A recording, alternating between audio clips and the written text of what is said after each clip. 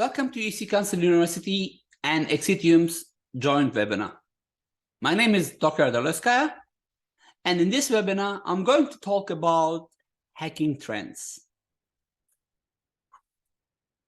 Currently, I work at Exitium as the Chief Information Security Officer, and I proudly say that I do hold EC Council Certified Ethical Hacker Hall of Fame Award. Besides that, in the past, I was Instructor of the Year in 2011-12, and many other awards from different organizations such as Cisco, Microsoft, and so on. This webinar is live, but don't worry, if you're watching this webinar at EC Council University's website or at Exitium Academy, and you still have some questions about the content or anything else, those are my contact details. Please feel free to get in touch via social media so I can answer your questions. Some of you know me as author. As you know, I have more than 18 books published so far. I can proudly say that some of them won multiple awards, such as Hall of Fame, best books of all time, and most of the books were in the best-selling list for a long time. Besides that, they were translated in multiple languages such as Russian, Chinese, Korean, Turkish, German, and I'm proud of that. All right, here's the surprise for tonight. And even if you're watching this webinar later offline, I'm going to have some surprise end of the session for you. But if you're watching this webinar right now live, feel free to tweet about the session, tag me, and we're going to select 5 winners for my ebooks. All right, let's talk about 2022. To be able to predict what is going to happen in 2023. Why it's important to look back? Because I truly believe to be able to predict what's going to happen in the future, you should know what happened in the past. You should learn from the mistakes. You should implement the best practices shared. You should look at the attack vectors and see if your organization is a possible victim if the same attack happens. Let's start from Australia. As an Australian, there is only two telco companies, which is Telstra and Optus, and unfortunately, both of them had cyber incidents. Both of them were hacked, which brings basically all 23 million people of Australia in danger. Some of our private information is already installed in dark web. Is this all? No. When you look apps such as Cash App, Press Reader, Binance, they were all victims. This is all? No. When you look at clothing companies, when you look at Uber, when you look at governments, unfortunately, they were also victims. So hackers really don't care who you are, what you do, what size of your organization is. If you're a government, a corporation, or a small business, or sometimes an individual, they will do their best to get your data, capture your data, encrypt your computer, or steal your IP, sell it for, or ask for money as much as they can get. And it really does not matter who you are, what you use. And as you can see, organizations do get hacked. And that's nothing wrong with that, as long as you know how to come back, as long as you minimize the attack vectors, as long as you look at others and learn from others' mistakes and improve yourself. All right, let's look what happened in 2022 in minute base. Yes, I'm not going to talk we spent 2,000 minutes in YouTube or 3,000 minutes at LinkedIn, or no. I'm going to talk about the attacks which happened per minute. Did you know that there was more than 34,700 password attacks per minute. And it was not different in IoT space. There was close to 2,000 IoT-based attacks, again, per minute. DDoS. If you have a website, or if you are using a hosting company, probably you notice that.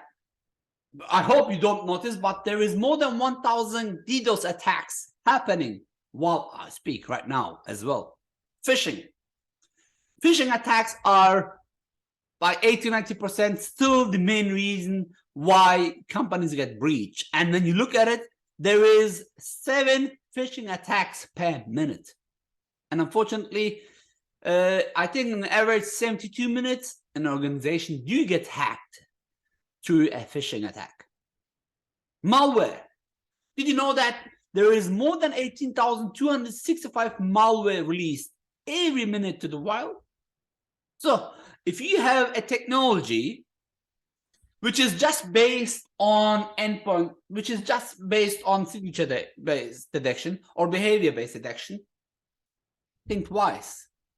Is your product really good enough to protect you against those 18,000 new malware?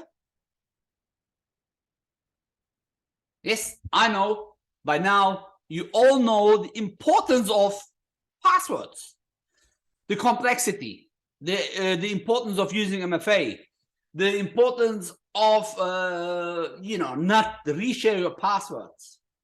And sometimes I do get this question a lot. They keep asking me why, and here's the answer. There is more than 48,700 brute force authentication attacks per minute. So while we're speaking, many people do use automated tools to crack your passwords against your authentication tools. Is this all? No. If you have a database, if you have an e-commerce website, if you host some sort of we all are part of databases, right? Do you know that there is more than every 2 minutes one SQL injection attack? And again, every 35 minutes there is a brand new threat detected. I spoke about supply chain attack a few minutes ago. Some organizations such as FireEye became a victim of supply chain attack. And look, FireEye, one of the greatest cybersecurity companies in the globe, probably the biggest. Even they did get a victim of a supply chain attack, which means you might be a possible victim as well. So what are you doing not to be a victim? As hackers try every 35 minutes a brand new supply chain attacks. Ransomware, we all know last year did cost the economy billions. Many organizations were victims and are still getting victims. Forget about organization. Many individuals that even I know personally called me asking for help, where their computer were totally encrypted, and they were asked for 7-8 Bitcoin when one Bitcoin was costing $65,000. There is one new ransomware attack every 195 minutes. When we put this into dollar, the danger will be more visible. Per minute, the worldwide economic impact of cybersecurity is more than $1,100,000. We, as defenders, as CISOs, spend close to $300,000 to be able to defend. A few minutes ago, I talked about e-commerce, SQL injection, website attacks. The cost per minute of this is close to $40,000. Again, we spoke about ransomware attacks. The cost of it is again close to $38,000. An average cost of a breach is $8 per minute. And again, as we spoke about malware attacks, new malwares, did you know that an average cost of a malware attack costs $5? Here's the question. How much does your malware protection cost? And how much do you pay to be more secure? So any malware, anti-malware product that you use is probably paying itself in less than 10 minutes, even if you use the most expensive ones. I don't want to mention the names, but instead of having no malware protection and paying $5 per minute, you better have a proper malware detection to help you to be more secure. All right, this is all known. Did you know that there have been more than 6.3 billion attack attempts last year? When we look at the white hacker space, the bug hunters, bug bounty hunters, they earn more than $19 million in bounties. So this is not even put in spending. So there are many white hat hackers. They do some testing. They let organizations know of their bugs instead of hacking them, and they ask for bounties. They expect bounties. There are many bug bounty providers such as HackerOne, Crowd. Yeah, there are many of them. Now I couldn't name them now all, but there are many of them. We spoke that there is more than 400,000 new pieces of malware daily, and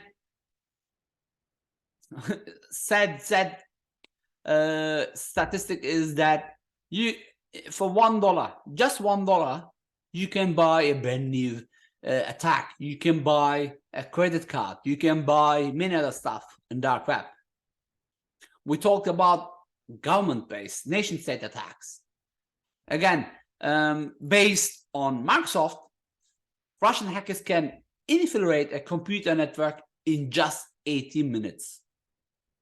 And as I said a few minutes ago, there is many stuff to sell at dark web. So this is in general. What's happening in the web application space?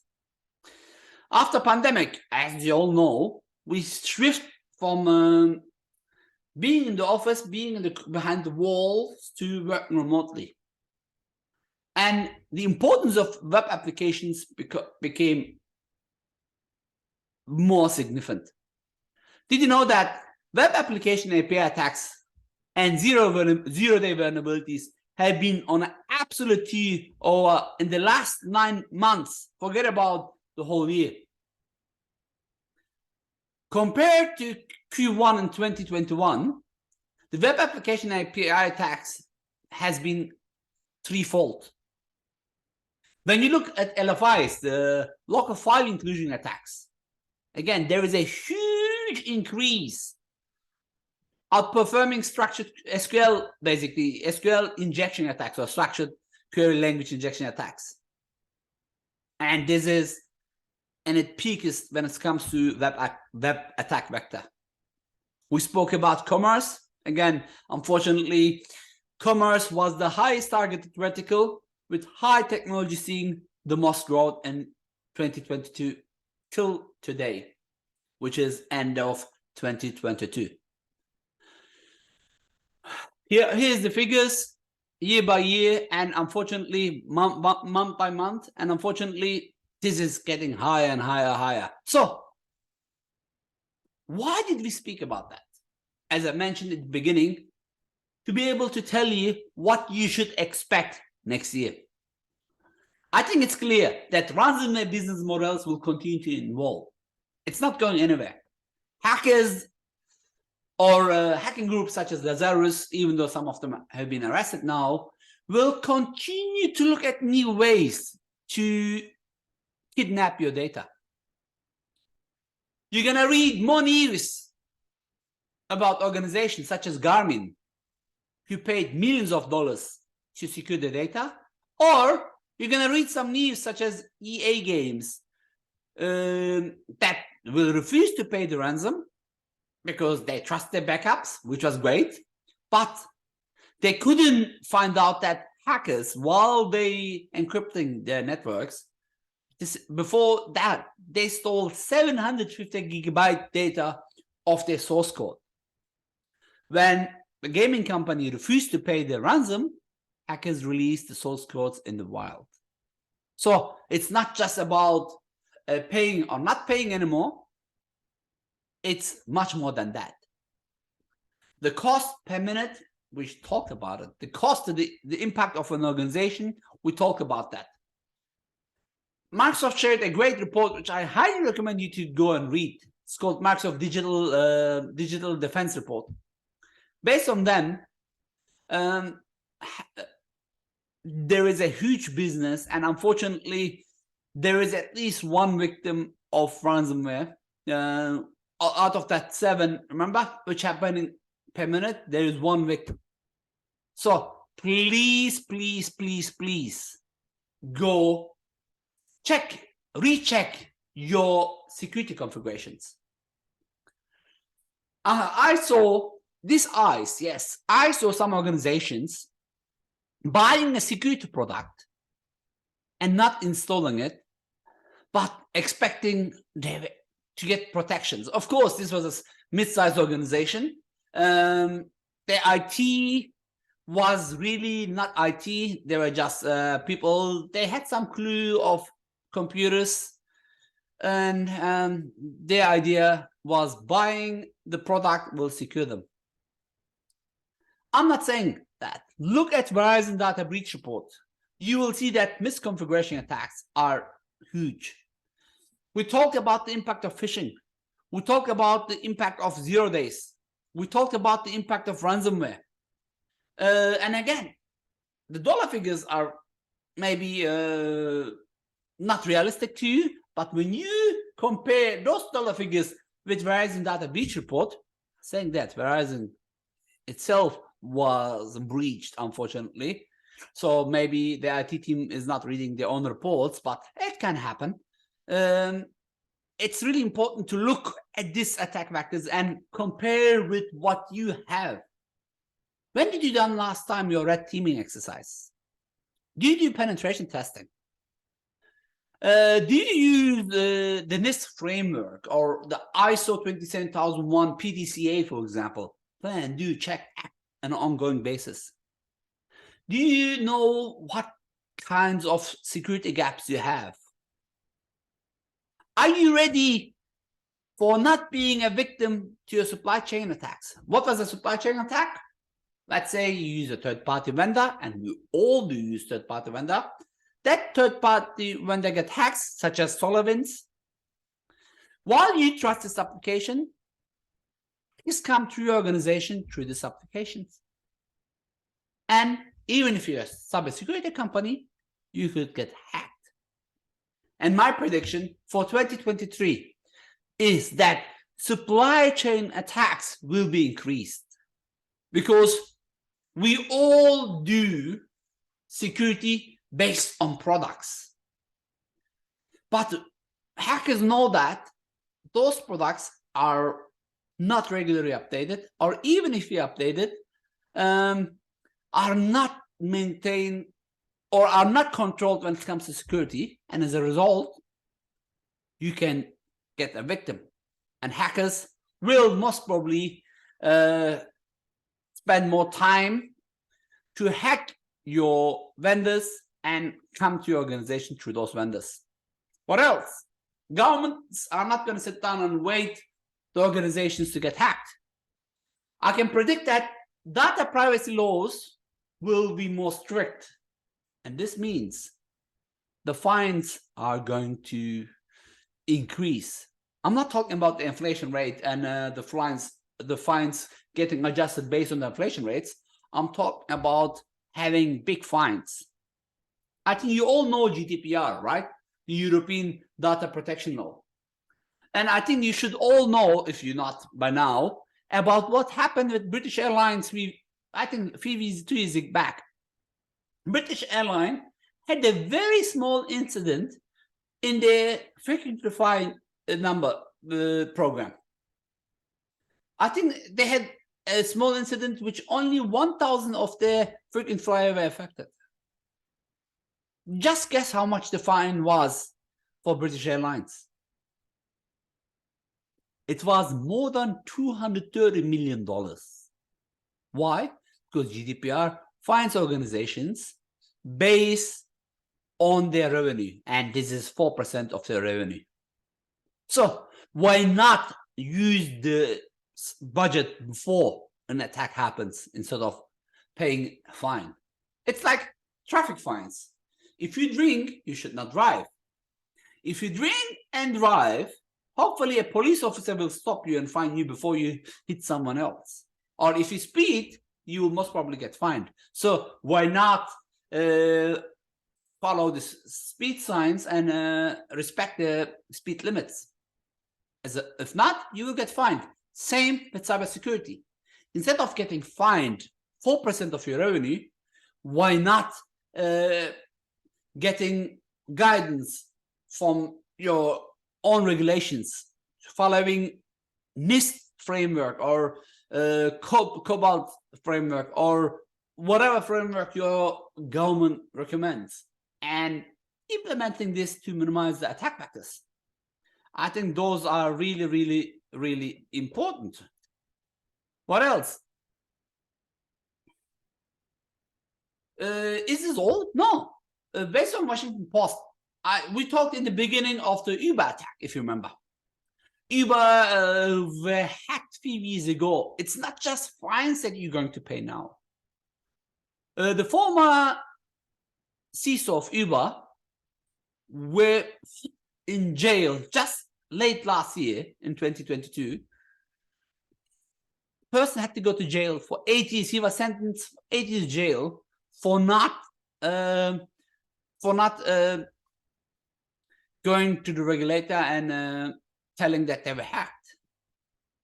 Now, as CISOs, we don't have just customer trust, but trust problems. We have also our government fine problems. We can lose our freedom for not doing the right thing.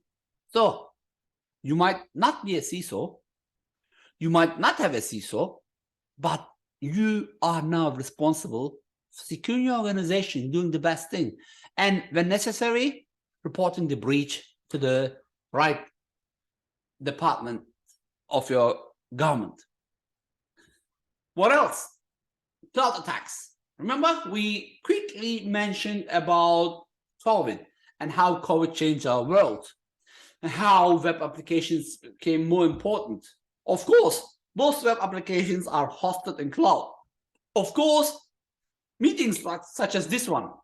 Some of you do connect via Teams, Microsoft Teams. Some of you will connect in via Cisco or Zoom, whatever, via the cloud. It means hackers will continue to attack cloud providers because they know most of your applications, most of your services is now hosted in the cloud. What else? Social engineering. What is social engineering? It is the art of human hacking. I believe social engineering is also not going anywhere. There is a very famous EC Council saying, if you completed the EC Council University Certified Ethical Hacking class, you know that there is no patch for human stupidity. So, joke aside, you can minimize the attack which comes through your 8th layer of OSI. Hold on. Was OSI layer not 7? But I just said 8. Come on, Dr. Oskaya. Since when there is the 8th layer? Yes, the 8th layer is there, which is you, which is me, which is the end users, which is everybody who's using the computers, humans in other terms. We have to also secure them. And don't forget, social engineering is the art of human hacking. And the best way to patch your users is keep them up to date, train them. I wrote a book about it. I'm not saying go buy my book and or watch, go do some EC Council training or no. What I'm saying is, please do some phishing exercise. Please create training based on security awareness training based on the people, not group. So if you use the same video, phishing training video, to train your IT guys and your HR, it means you're doing something wrong. Go ahead, create security awareness training based on the roles, based on the departments, based on the organization, and ensure that everybody is aware, because hackers will continue to use social engineering attacks, phishing attacks to get into your networks. What else? APIs. We talked about it in the beginning. APIs will cause more and more unforeseen breaches. Unfortunately, it's still going to cost us lots of money. So go ahead and secure your APIs. We talked about password attacks. We talked about brute force attacks. And of course, I quickly mentioned MFA, multi-factor authentication. I can show you that even my personal Twitter, Facebook, Instagram account has MFA beside my web-facing applications, beside my Office 365 password, beside my whatever. So what does this mean? Hackers know you use MFA. Of course, they will try to find way to reach MFAs. And I believe this is going to be impactful in 2023. What else? Firmware. You all buy some sort of device to protect your organization, or you have some modems, some hardware to protect your environment. But when did you upgrade the firmware in your modem, for example, last time? Is your modem or your router's firmware up to date? Or I know you probably have a Cisco switch somewhere in your organization which is not supported anymore, which means the firmware is outdated. What kinds of protection do you have against those firmware attacks? If I know that, probably hackers do know that as well. If not, they just learn it now. So be ready of firmware attacks. Know your assets. To be able to protect yourself, you have to know your weak sides. You have to know your strong side, and you have to refocus based on your current state. You have to find the gaps that hackers can go through. Don't forget, hackers are like waters. They will give you the pressure, and even if you have high walls to protect you against tsunami attacks, if there's a crack, hackers will go through to these cracks. So those are what I foresee. Okay, before I go ahead and close the session, I want to give you some recommendations. Of course, this is the EC Council University webinar joined with EC Council Exitium. I'm going to highly recommend you to educate yourself. If you need to do masters, EC Council University has some great master programs, undergraduate programs. If you need some security training, EC Council has some. Or if you want some free training such as this one, or some product trainings, Exitium Academy has great ones as well. Go ahead and look at those. But the best recommendation that I'm going to give you is change your mindset. Assume that you can get breached any second, any time. If you know that you can get hacked, then you will try to do your best to minimize the impacts, to minimize the attack vectors, to improve your security. So don't just rely on your team, on your product, on your whatever. Assume if you can get hacked. Assume that you can get hacked. And plan what you can do if you get hacked. Implement defense in depth. Never, ever, ever keep your unvaluable items next to your valuable items. Look, everybody's going to tell you, if you read some recommendations, go implement zero trust. Yes, implement zero trust. But I know implementing zero trust is not that easy, especially if you work in any organization which is older than 12, 13 years. I bet you still have some legacy applications which is not cloud supported. I bet you have such a huge outdated servers that cannot be in the cloud. Or I bet you have some application servers that you cannot share the details. So what are you going to do? Oh, you have Windows XP. If as Microsoft, it's easy to say go install Windows 11. But what if you have an application which only runs on Windows XP? Look, I'm not saying go shut down your business, but what I'm saying is, at least, as I said a few minutes ago, implement defense in depth. And when it comes to zero trust, at least create a greenfield zero trust environment and start moving your most valuable applications there that can get hacked. Or when I say most valuable, maybe most I just forgot the word, maybe the most valuable applications, not valuable applications. So zero trust is important. Going forward, get your software which supports zero trust. Implement security solutions based on zero trust. At least don't be in 5 years in a state that the application that you install today is not possible to move to zero trust. AI is getting really, really important. Many organizations, many software vendors, many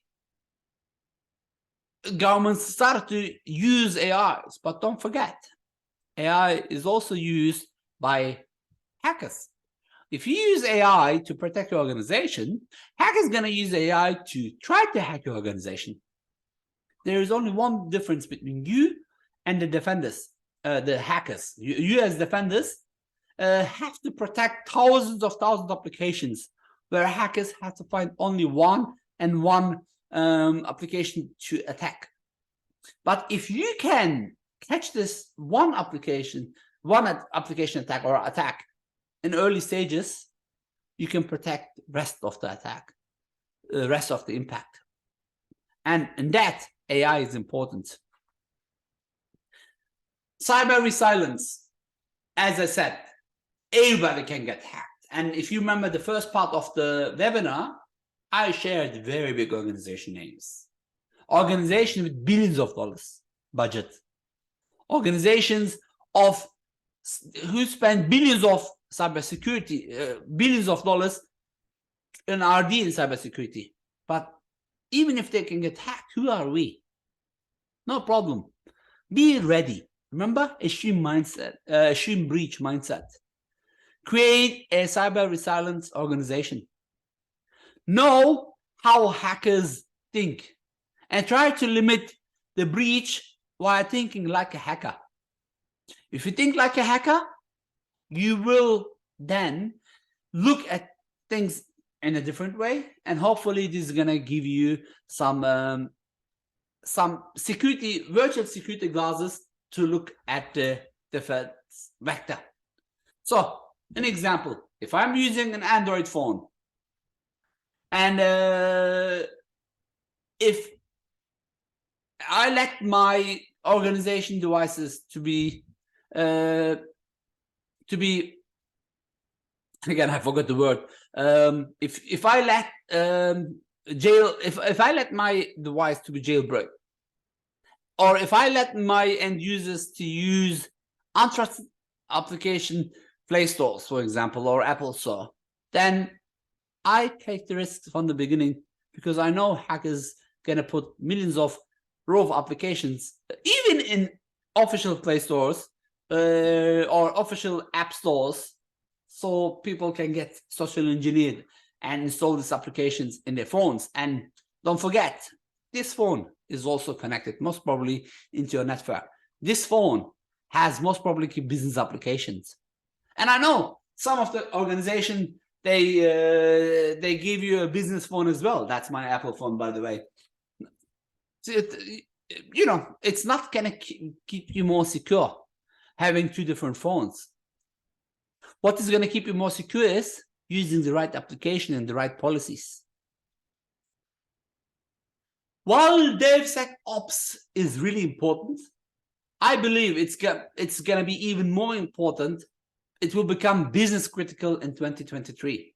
Please, as I said, have that PDCA mindset: plan, do, check, act.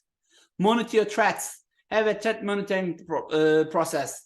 Analyze them, remediate them, deploy your software in a way that you test them first. So I'm not going to speak about DevSecOps, but ensure that you have a way to protect the organization, and DevSecOps is one of those ways. Go and check these details, please. So everybody talks about EDR. What is EDR? Endpoint Detection Response.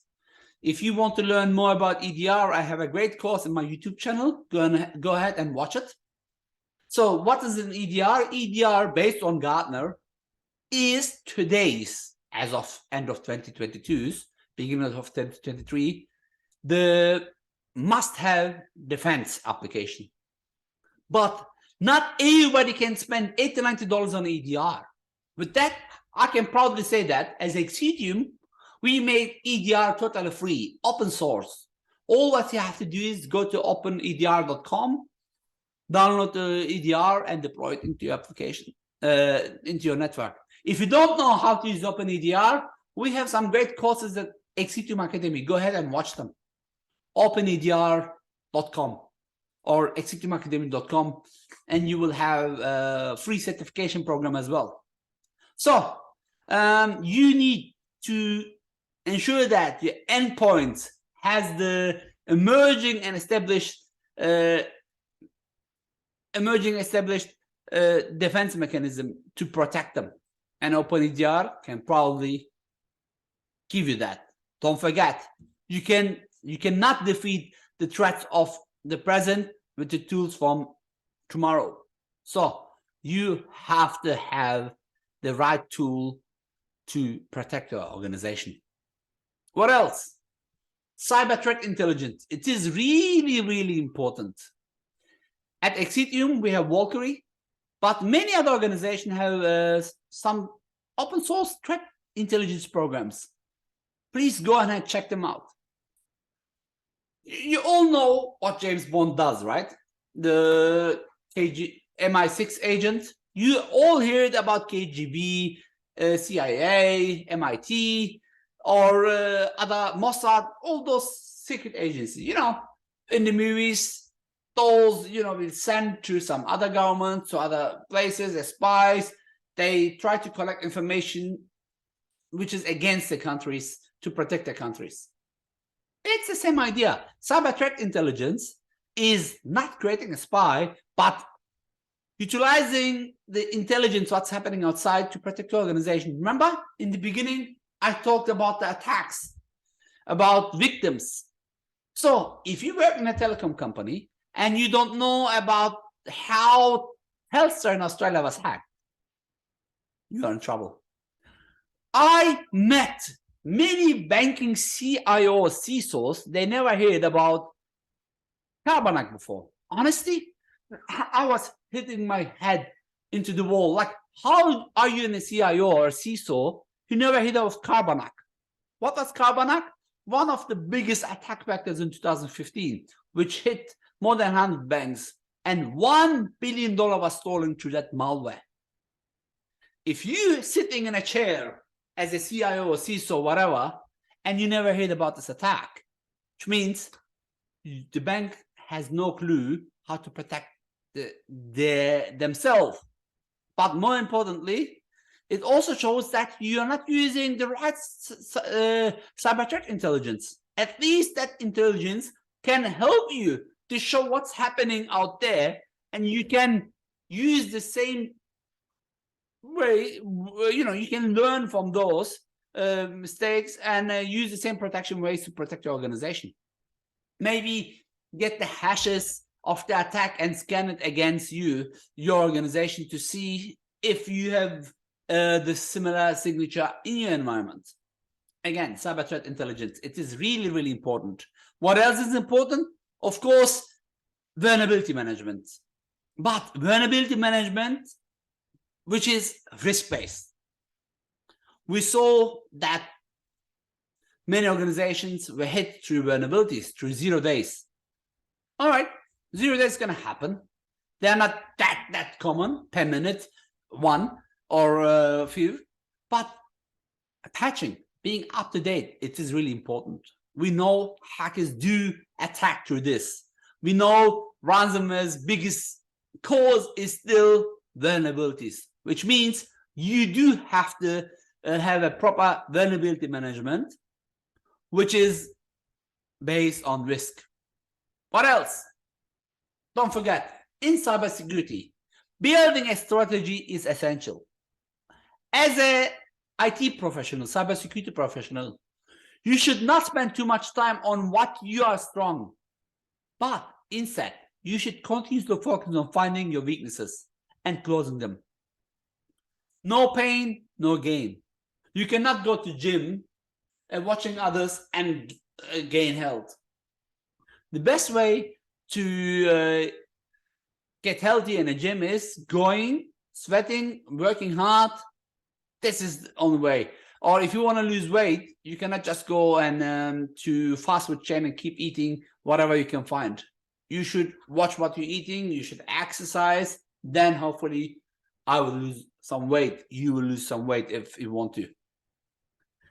And my last but not least recommendation, security awareness training. Remember we talked about that, but I wanted to remind you one more time that it is really important, because cybersecurity is not just the CEO's or CISO's responsibility. It's my job as CISO to build a cyber culture that everyone in the organization understands cyber risk and contributes on mitigating them. So, regardless what your role is in your organization, help the organization to be more secure. Try not to click on everything what you see. Try to keep your hardware, software up to date. If you're suspicious something, report it. Like in an airport, you keep hearing this announcement. If you find unattended luggage, please report it. They keep asking you, did you pack your luggage yourself or did someone else pack it for you? So please, cybersecurity is like that. Please ensure that you can protect what you can. And if you're suspicious something, let the right team know. This might be false positive. I don't mind to look at some false positive, false information instead of a possible threat they click and affects my organization. With this, I'm coming to the end of my presentation. But if you're watching this webinar offline, because very shortly, as EC Council University and EC Council University Cyber Talks, I'm going to start answering some questions. We're going to give some books away. But if you are watching this offline, please go to exitium.com, CISO sign book-exitium, fill up the form, and everybody who fills up the form will be eligible to get a free book. All what you have to do that, of course, put your business email. Yes, I know, once you put your business email, it is really not free. You will be subscribing to a newsletter, but you can always unsubscribe if you want to. So, free book for all of you. Again, thank you very much for watching this presentation. I would like to thank EC Council University and EC Council for inviting me again to deliver this presentation. And again, I would like to thank my employer, Exitium, for covering the books and helping me, empowering me to be part of the community. And if you want to be in touch, don't forget, all what you have to do is keep in touch via social media. And those are my contact details. Thank you again for joining us today. If you have any feedback, please do not forget to share it with us. Thank you very much. Happy New Year and talk to you soon. Bye-bye.